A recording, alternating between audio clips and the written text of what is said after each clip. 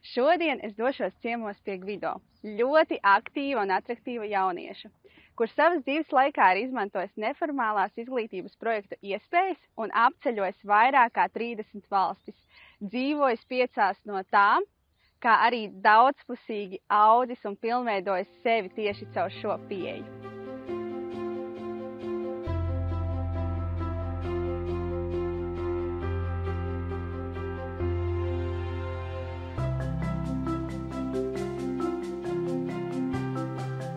Gvido, pastāsti, kur mēs šodien vispār šeit esam atbraukuši un ko mēs šeit darām? Mēs esam Aizkraukas novadā, manas ģimenes mājās, Asaros. Es biju šķiet 3 gadus vecs, kad mēs te pārvācāmies, un tad, šis ir tas īpašums, pie kura kopīgi kā ģimene esam strādājuši visus šos gadus. Sanāk 20, pāri pa 20. Vai tu šobrīd šeit arī dzīvo, vai kā šobrīd šī te vieta? Šobrīd es šeit visticamāk īslaicīgi uzturos, kas skaidrs īslaicīgi. Es atbraucu pirms 6 mēneši aptuveni, ja man atmiņa neviļ, un tad redzēs, kur mani ceļi vedīs rudenī. Man prieks, ka es varēju atbraukt pie tevis šodien ciemos. Un varbūt tad tu vari nedaudz iepazīstināt ar sevi, lai arī mūsu klausītāji var iepazīties ar tevi. Kā jūs to teicu iepriekš, šis jautājums man vienmēr ir mulsinājis arī, kad es satieku jaunas cilvēkus. Viņi prasa, kas tu esi, kāds ir tavs backgrounds. Un man ir ļoti sarežģīti identificēties ar 1, 2, 3 lietām, jo ir sajūta, ka esmu darījis tik daudz, un katra no lietām ir daļa no manis. Bet tā, kad es mēģinu pēc iespējas konkrētāk tādu esenci no tā izvilkt, tad es esmu vienkārši ļoti ziņkārīgs jauns cilvēks, kurš ļoti fano par neformālu izglītību un vienkārši meklē to vietu, laikā un telpā, kur es jūtos piederīgs. Tas ir tas, kā es to redzu. Kā citi cilvēki varētu teikt, cits varbūt teikt, ka esmu piedzīvojumu meklētājs vai ceļotājs vai varbūt avantūrists. Dzīvē ir raiba kā dzeņa vēders. Un, ja es domāju par savējo, tad tas manas dzīves dzenis ir ar vienu sasodīt lielu vēderu. Aptuveni tā. Un varbūt tu vari pastāstīt, kā tu vispār nonāci līdz neformālajai izglītībai, jo es saprotu, ka priekš tevis tas ir bijis kaut kāds tāds pagrieziena punkts, kad tu esi sapratis, ka var arī šādi. Jā, principā neformālā izglītība lielā mērā ir ļoti, ļoti daudz manu panākumu pamatā. Ja neformālā izglītība, tad es tiešām nezinu, kā mana dzīve būtu iegrozījusies. Tas sākās, mums Pļaviņās atvēra jauniešu iniciatīvu centru, gāju pamatskolā, un sākumā tas bija vienkārši brīvā laika pavadīšana, kādas spēles uzspēlēt, kaut ko tādu, bet ar laiku mums bija ļoti forši vadītāji. Ināra centram, un ar laiku tie bija sākās kādu pasākumu organizēšana, semināri, diskusijas, un tur arī tā neformāla izglītība kļuva par daļu no manas dzīves. Jā, tas bija jauniešu centrs.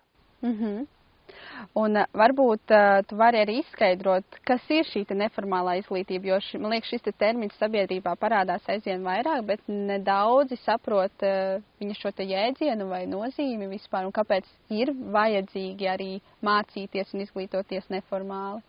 Jā, ļoti labs jautājums.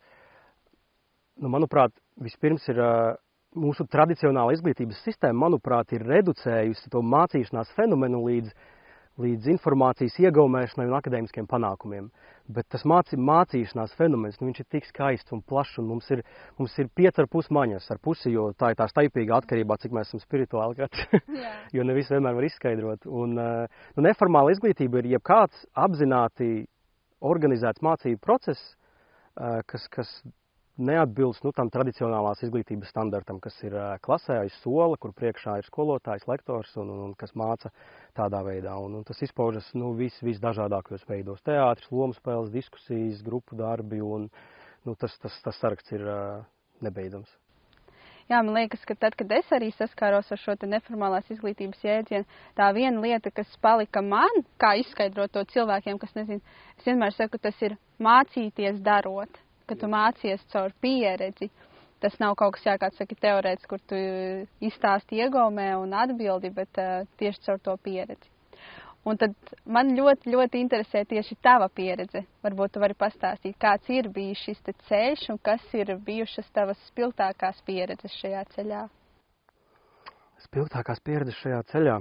Ceļš bijis ļoti garš un krāsains. ja tas sākās jauniešu centrā, vietējā mērogā, tad visai ātri, tas jau bija nacionālā mērogā, bija strukturētie dialogi un dažādas aktivitātes. Man tikko kā absolvēju vidusskolu 2015. gadā, es pieteicos pirmajai Erasmus plus jauniešu apmaiņai, kas bija Rumānijā. Man pārsteigumi man arī paņēma.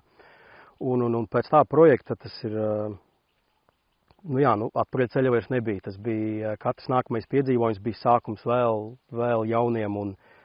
Un līdz šim brīdim, tas laikam pēdējos 7 gadus esmu bijis tajā neformālā izglītībā diezgan dziļi iekšā, kā dalībnieks, kā organizators, kā apmācību vadītājs un brīvprātīgi esmu ļoti daudz darbojies. Un daudzas valstis, dzīvojis daudzās valstīs, tāpēc ir sarežģīti man to salikt kopā.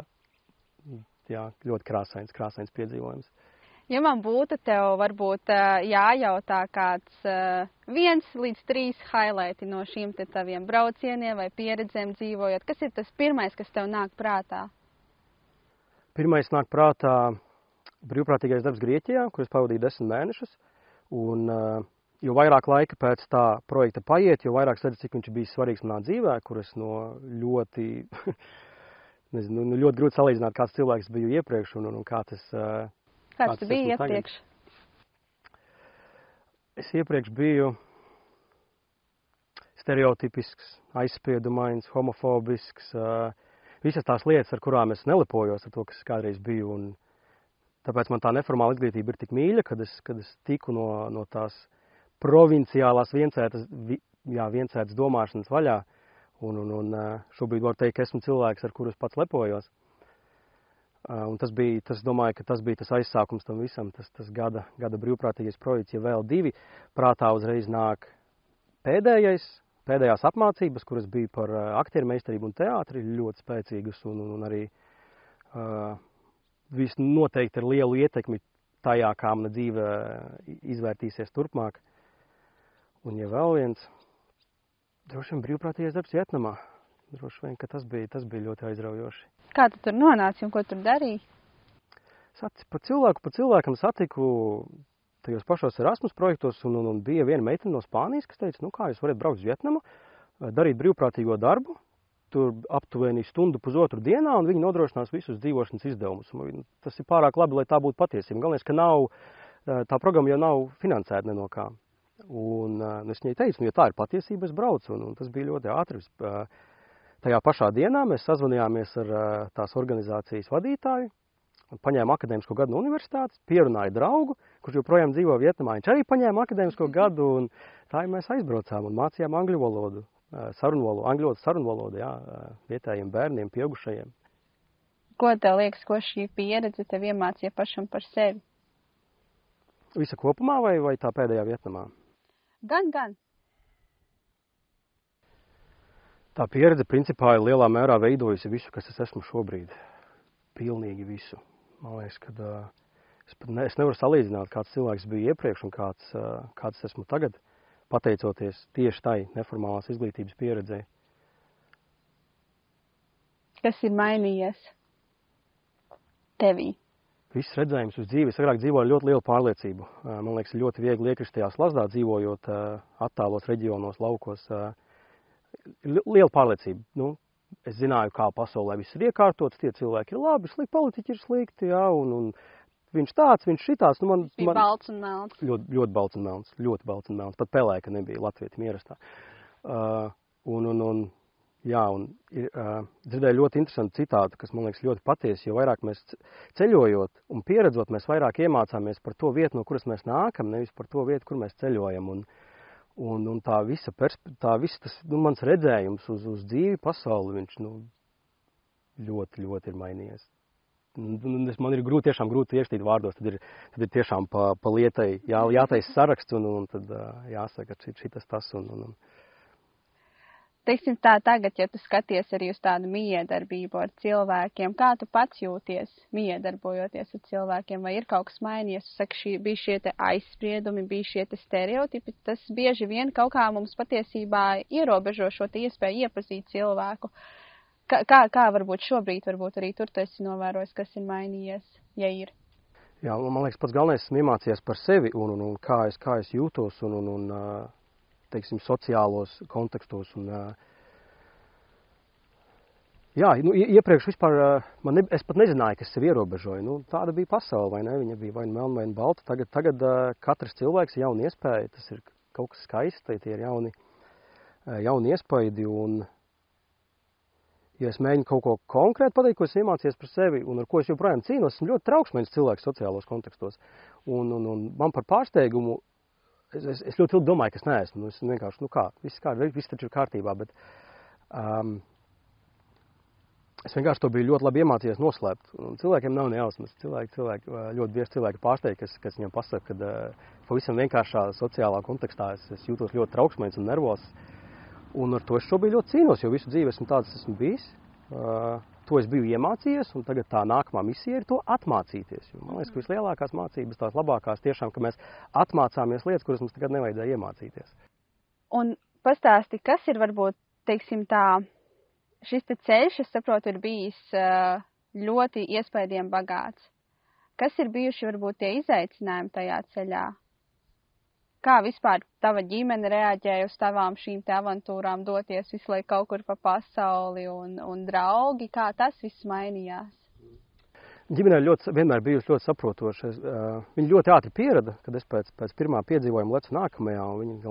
Viņi pasaka, piezvani uzrakti, kad esi galā, atsūti bildi, viss kārtībā. Es varētu pateikt, ka es rītdien braucu, un es nezinu, uz Aļasku dzīvot mežā, un viņi pišķiņi pabolītu acis un teicu, super, malacis. No mammas albuma izvilku pāris bildes ar sevi. Starp citu, ļoti labas dāvanas mammām, vienkārši bildes ar sevi. Man mamma ir ļoti priecīga, es domāju, ka es viņai esmu uzdāvinājis kopā tuvu pie 1000 bildēm ar sevi no visdažādākajiem piedzīvojumiem. Un mamma jau saka, ka viņai neko citu vairāk nevajag, kā printēt tik bildes ar sevi un dāvinu. Un man ir labi, jo mamma viņas glabā, un man ir laiku pa laikam, kur paskatīties. Un mamma arī priecīga, ka redz, ko es daru, kad esmu projām, un jo es diezgan daudz laika pavadu ārpus Latvijas, tā kā ārpus mājām. Lielākais izaicinājums, laikam, tas, ka tas ir ļoti vientuļš ceļš reizēm, jo nevienmēr tie cilvēki, kas ir apkārt, saprot vai dalās līdzīgās sajūtās, pārdomās. Domāju, tas priekš manis lielākais izaicinājums, tas vientuļais ceļš. Lai arī vienmēr, kad es kaut kur aizbraucu, vienmēr atrodu to kopienu, kura tur ir mana ģimene, un tas labais. Bet tik un tā, tas ceļš ļoti bieži ir man vienam pašam, un 99% no cilvēkiem, kurus es satieku un kurus es vēlos, lai viņi būtu manā dzīvē, viņi man dzīvi pamet, jo tas ir ļoti sarežģīti to uzturēt kontaktu un joprojām komunicēt ar tiem cilvēkiem. Ir tik liela distance, pat ja ir mums ir internets, tagad šķietami tik vienkārši, bet tas galīgi nav tas pats. Un tas izaicinājums, ka gribētos ko darīt ar kādu kopā, cik ilgi var taču vien. Es domāju, ka tas ir tas lielākais, bet izaicinājums. Un, man ļoti ieintriģē šis stāsts par to, ka šis ceļš ir aizraujošs, bet reizē viņš mēdz būt vientušs. Kas ir tie rīki vai tās domas, vai kas ir tas, kas tevi atbalsta šajā ceļā? Jo man liekas, ka ļoti daudz cilvēku, kas arī vēlētos piekopt tādu ceļošanas dzīvesveidu vai vispār vairāk piedzīvojums, viņus tieši attur tas, ka, bet kā es viens? Jo ir arī ļoti bailes, tā kā sveša valsts, valodas barjeras, vēl kaut kas. Kas ir tas, kas tevi ir iedrošinājis tomēr doties vienam un arī tajos grūtajos brīžos atbalstīt sevi? Tu pieminēji bailes. Man liekas, ka bailes ir ļoti labs kompass, ja mēs izjūtam tās bailes, to nedrošību par kaut kādu potenciālu lēmumu, kuru mēs gribam pieņemt. Ja reiz tās bailes tur ir, tad viņas uz kaut ko noteikti norāda. Ļoti iespējams, ka aiz tām bailēm ir kaut kas ļoti skaists, un tas, ko mums vajag izdarīt, ir vienkārši viņām izsisties cauri.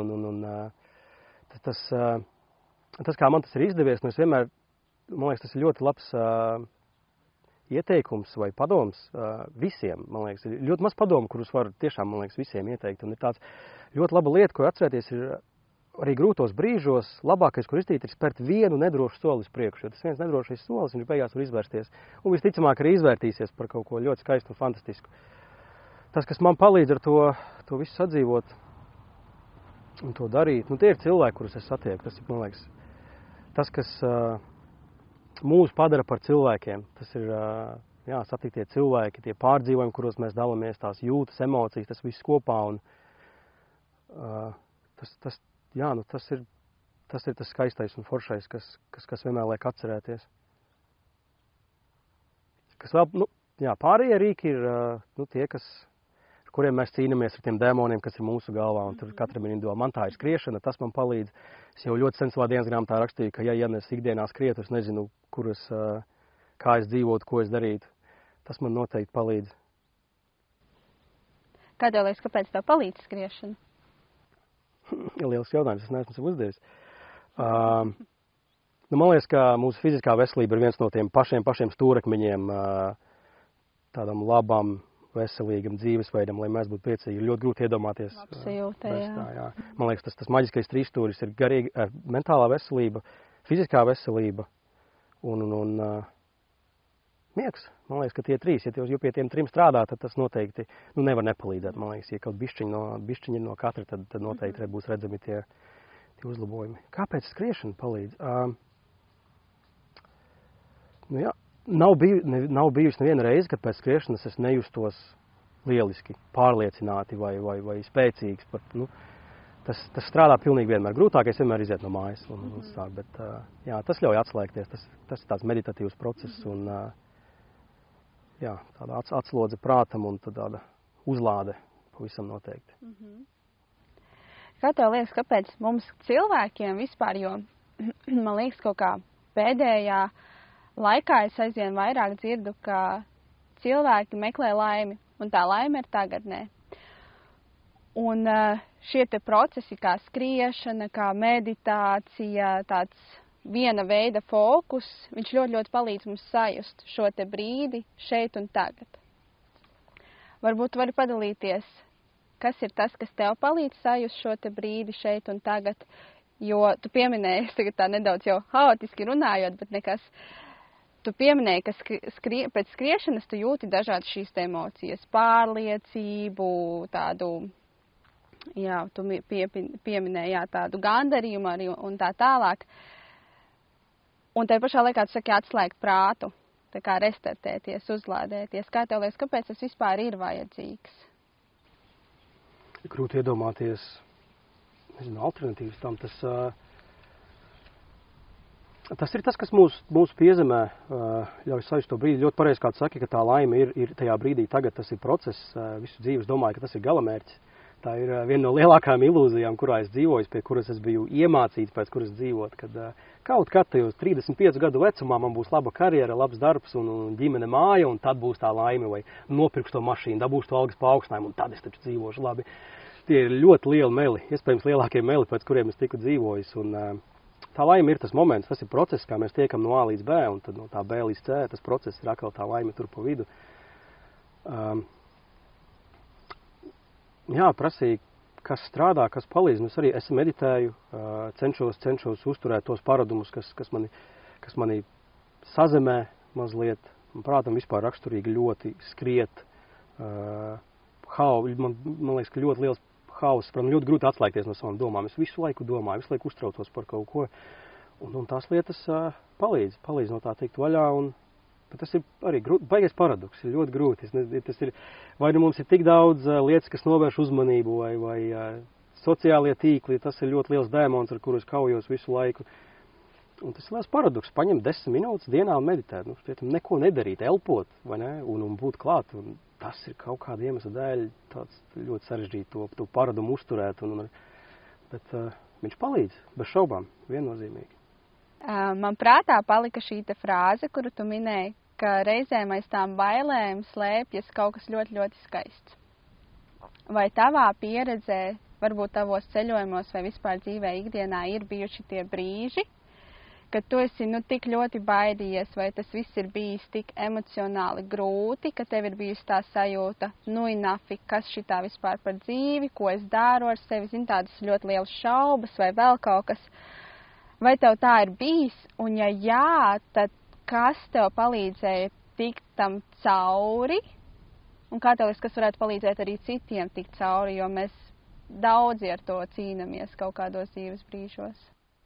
Viņi ir bijuši visu laiku, tikai es nekad sev neatzinu ka man ir grūti un es cīnos, un tad ir tie kaut kādi mehānismi, kā es to nostumju malā, kā es to ignorēju, un varbūt paradumi vai atkarības, kuras es izmantoju, lai es par to nedomātu. Un tāpēc tas lielais izaicinājums ir šis gads man, tieši, kad es atbraucu no Spānijas, un šie mēneši man ir ļoti grūti, jo tā ir pirmā reize dzīvē, ka es tiešām sev atzinu, ka man nav viegli, ka es cīnos, ļoti daudz par to domāju, ir kā pa kalniem, ir dienas, kad es jūtos labi un skrienu, un ir skaisti, ir dienas, kad es no istabas negribu iet ārā, un kad es izēju, es vienkārši aizēju atpakaļ.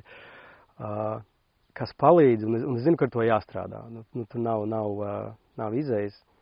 Kas palīdz ir vispieejamākā terapija ir dienas grāmata, vienkārši rakstīt, pierakstīt savus jūtas, domas, emocijas, vienkārši rakstīt. Un tas ir pirmais, kas palīdz, tad ir tie labie paradumi, skriet, meditēt, joga, kaut kas, tad es kaut kā mēģinu savā dzīvē samiksēt, savā ikdienā, lai justos labāk. Un tas trešais solis, kas palīdz ar šo lielo izaicinājumu šobrīd dzīvē tikt galā, es sāku iet terapijos.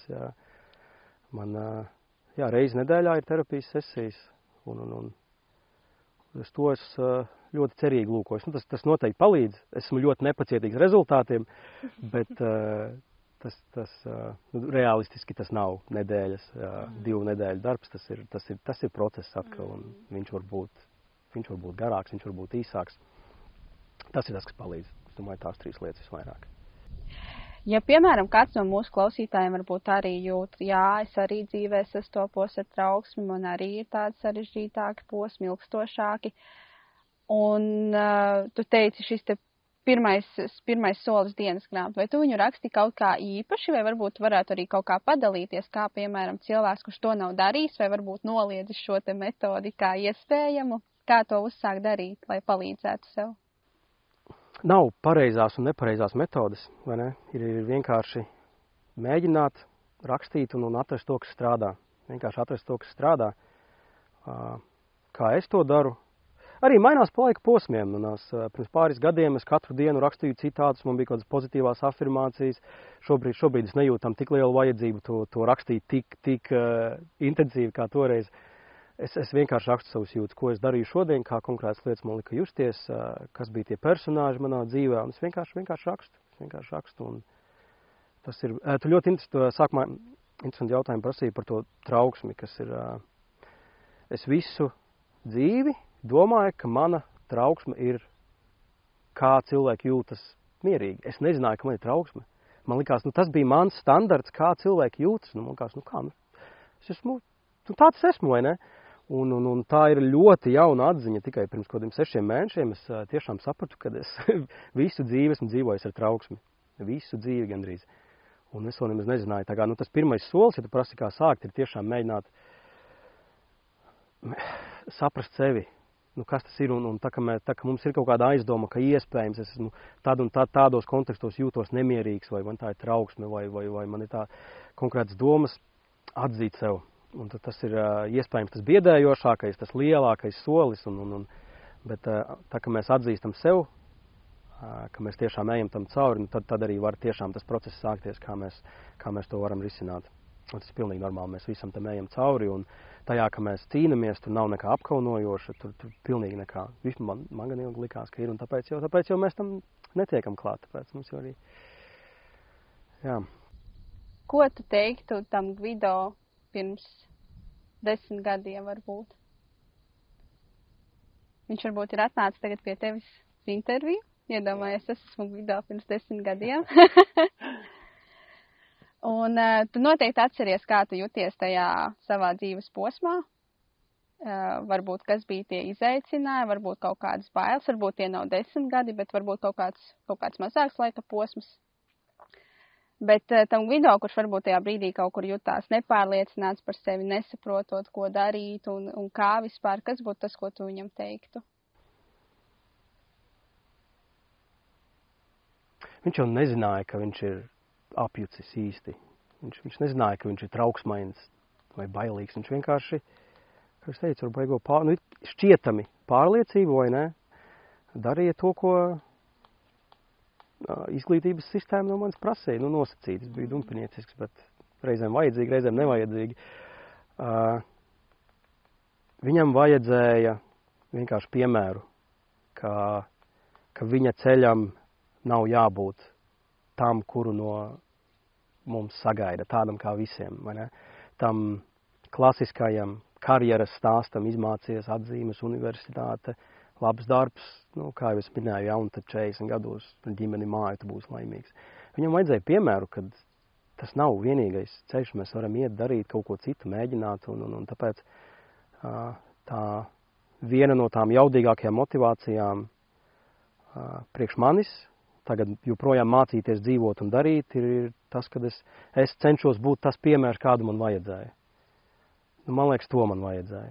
Vienkārši kādu draugu, paziņu kaut ko, kas ir kaut ko citu izdarījis, kas nav daļa no masas, ja, bet tas varbūt kāds cilvēks, kas tiešām atrada savu darījumu un varbūt pateica, hei, bet tu taču arī vari. Es to nedzirdēju, man liekas, un man to ļoti vajadzēja. Tad varbūt paturpinot šo, tas stāsts par piemēru ir tiešām fantastisks, un man liekas, mums katram vajag tos piemērus, un varbūt pat vairākus, cik daudz un dažādu veidu ir kā dzīvot, cik daudz dažādu veidu ir kā savus sapņus piepildīt, un tas, ka šie sapņi arī ir daudz un dažādi, un viņi nav labāki vai sliktāki, viņi katram ir savi. Kas būtu varbūt tie atbalstošie vārdi, ko pateiktu arī tu pats sev tagad, šajā brīdī, kad varbūt tu jūties apjucis par savām tālākajām dzīves izvēlēm? Kas tev ir jādzird? Jā, kas man ir jādzird dienu pa dienai, ka man nav vajadzīgas visas atbildes tagad un tūlīt. Iespējams, man arī viņas nebūs, kas arī pilnīgi normāli. Un dienu pa dienai, jā, skaties, kā ir šodien, izdari kaut ko, lai rītdien justos labāk, parīt, aizparīt pēc nedēļas, un tad jau skatāmies, kā gribam vienmēr. Tas ceļš, kurā es būšu, tas būs tas īstais un pareizais, jo mēs nevaram izvēlēties un beigās mainīt. Kāds viņš, tas ir, jā, soli pa solim, dienu pa dienai, un tas ir, man liekas, tas, ko man šobrīd vajag.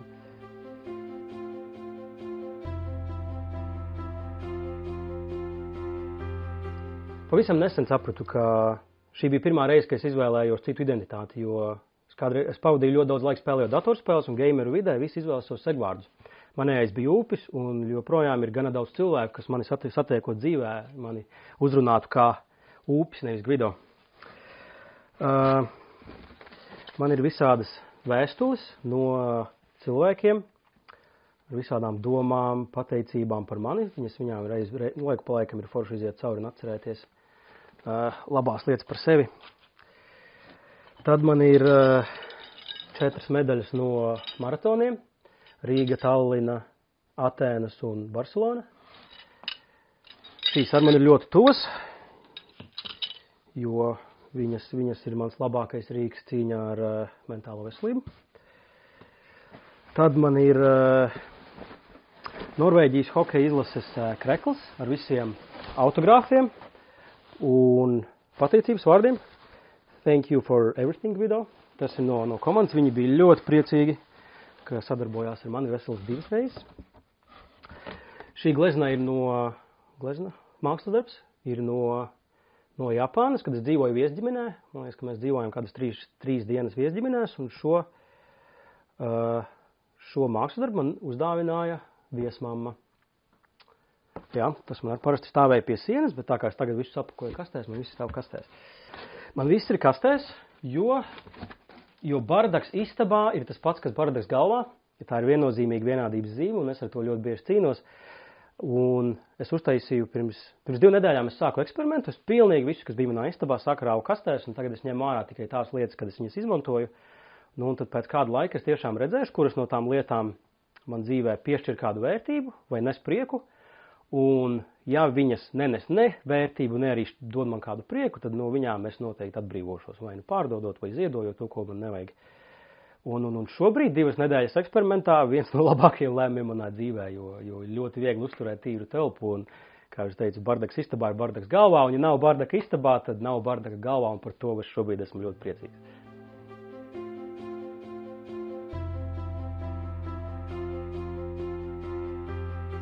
Kas ir tavas sirds ceļš? Kā tu zini, ka tu ej šo te sirds ceļu? Jo man liekas, tad, kad mēs viņu ejam, mēs nevaram nomaldīties. Kas ir tavs kompas šajā dzīvē? Kārtējais labais jautājums. Ļoti pareizi tu saki, ja mēs ejam to savu sirds ceļu, mēs nevaram nomaldīties. Un ja mēs nezinām, kas viņš ir, kā mēs par zinām, ka mēs ejam tajā virzienā, kurā mēs vēlamies būt. Tas mans sirds ceļš ir vienkārši būt.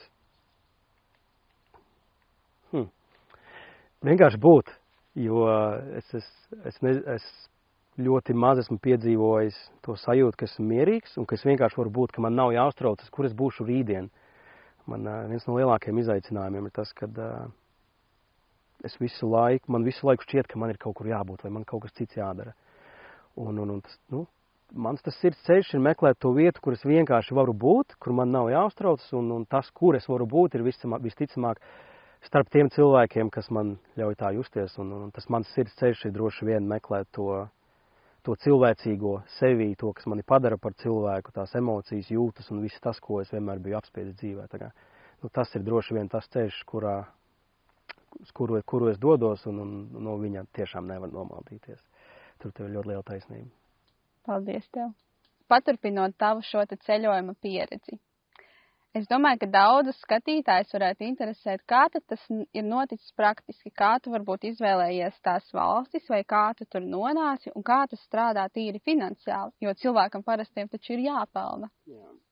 Šo jautājumu es esmu sev ļoti bieži uzdevis, kā man vienmēr sanāk, bet kaut kā vienmēr es tur vada tas acis izlienu, un kaut kā es nekad par to baigi neesmu uztraucies. Pirmkārt, šobrīd Eiropa finansē ļoti, ļoti skaistus un brīnišķīgus projektus, kur nav jāuztrauc ne par kādu finansēšanu. Šobrīd tas ir Eiropas solidaritātes korpus, ja mēs gribam kaut kur aizbraukt un dzīvot ilgāku laiku. Un galvenais, ka tā nav tikai aizbraukšana kaut kur svešā vidē, bet tā ir apzināti organizēta, droša vide, mācību vide, kur mēs varam uzturēties, un tur uzreiz ir kaut kāda kopiena, ir mentori, un tu nekad neesi viens.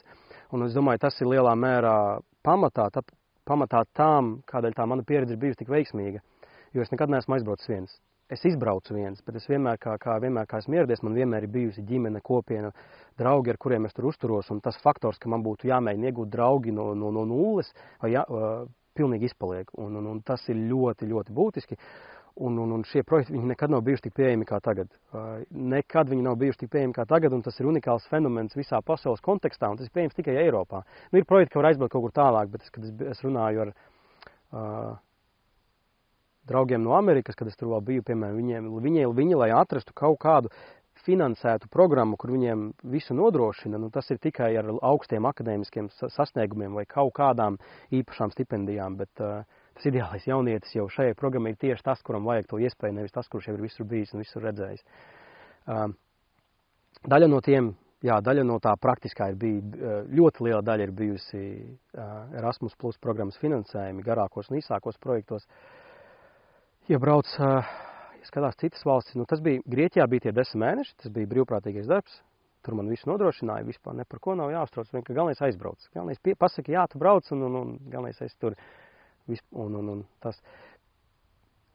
jau tiku minējis par Vietnamu. Arī interesanti, mums tā meitene teica, ka var braukt darīt brīvprātīgo darbu, un es esmu tik daudz viņu darījis savā dzīvē, un es ar pilnu pārliecību, es braucu darīt brīvprātīgo darbu organizācijā, mācītu angļu valodu, viņi nodrošina dzīvošanu. Izrādās, ka tas ir vienkārši ļoti populārs biznesa modelis Vietnamā, kad viņi piesaista ārzemniekus, kas māca to sarunu valodu vietējiem un apmaiņā pret to, ka viņiem māca to angļu valodu, tad viņi nodrošina to dzīvošanu. Tā kā tie studenti, viņi maksā naudu par tām stundām. Tur arī, tur bija tieši tik vienkārši. Man pateica, ka tā var, un es aizbraucu, un kaut kādā brīdī tā nauda sāka beigties, un tad jau kaut kā vienmēr sanāk uz vietas savu darbu. Tas jautājums, cik mēs sākam justies komfortabli tajā svešajā vidē un darīt kaut ko jaunu. Tas bija Vietnamā. Kurš vēl tik dzīvojas? Es biju 3 mēnešus Amerikā. Droši vien ir jaunieši dzirdējuši par to grāmatu pārdošanas programmu. Es biju tur. Tur ir vajadzīgi, kaut kādi savi līdzekļi, lai uzsāktu un tur pelnītu. Bet arī tur nekad neesi viens. Tur ir ļoti liela kopiena ar mentoriem, cilvēkiem, kas atbalsta un nav tā gluži, ka tevi pamet. Spānijā. Par Spāniju. man tik ļoti bija pietrūcis tā brīvprātīgā darba un vienkārši būt daļai no kaut kādas kopienas, kad man Spānijā ir ļoti labi pazīstama organizācija, pie kurus sapazinu arī projektos apmācībās, un es vienkārši aizbraucu pie viņiem, darīt brīvprātīgo darbu, kur man īsti neko nenodrošināja. Tāpēc, ka es biju iekrājis kādus 600 eiro to brīdi, un viņi man iedeva ļoti labu dīlu priekš dzīvošanas, turpat pie jūras, Katalonijā, netālu no Barcelonas. Šķiet maksāju 70 eiro mēnesī, un tad es varēju būt daļa no viņa organizācijas, vienkārši brīvprātīgi viņiem palīdzēt. Un tur tas bija no manis paši iekrātiem līdzekļiem. Un man tas bija papildus tik vērtīgi, jo viņi man piedāvāja tik daudz fantastiskas iespējas. Es varēju palīdzēt viņiem projektu organizēšanā, vadīšanā, un viņi mani sūtīja dažādās apmaiņās pārstāvēt organizāciju, un tas ir, ja tas nav labs dīls, ko darīt, un man galīgi nav problēmas par to samaksāt. Man liekas, ja mēs ieguldam kaut kādā pieredzē naudu, tas ir tā, ieguldīt pieredzē labākā vieta, kur ieguldīt, manuprāt, nevis jaunās materiālās lietās, mašīnās, ja viņu vajag, tad vajag, bet labākais ieguldījums ir pieredze. Tur es tiešām pats maksāju, lai es to varētu darīt, jā. Bet man bija visādas iespējas, kas to atviegloja kaut kādā mērā. Tomēr, kad brauc kādās apmaiņās projektos, to visu nodrošina, vai ne? Vai ka uz vietas kaut ko organizē, un ir visādi veidi, kā. Man liekas, ir mazliet iemācīties būt tādam fleksiblam, staipīgam, jā, tādās nedrošās vidēs, un tad jau arī tā nedrošā vide kļūst komfortabla. Paklausoties šo tavu pieredzi, man gribās tev uzreiz kaut kā paturpināt un pajautāt. Tu pieminēji, kad mēs iepazināmies, ka tu arī nedaudz tā kā strādā ar jauniešiem, vai varbūt pat daudz. Kas ir tā varbūt ziņa vai tā atziņa, ko tu savā vecumā ar savu pieredzi jau esi sapratis, ko tu vēlētos iedot tādiem jauniešiem, kas varbūt tiešām vēl ir tikai pieredzējuši šo te formālo izglītību, varbūt viņiem arī vēl ir šie te stereotipi par to, ka ir šis te 1 vai 2 veidi, kā dzīvot. Ko tu viņiem vēlētos nodot? Kāda ziņa? Šīs būtu vienas no tās ziņām, kuras nodot tam sev 10 gadus atpakaļ, vai ne? Pirmkārt, gribētos, lai jaunieši apzinās, cik tas ir viegli pieejams un cik tas ir svētīgi, ka tas ir pieejams.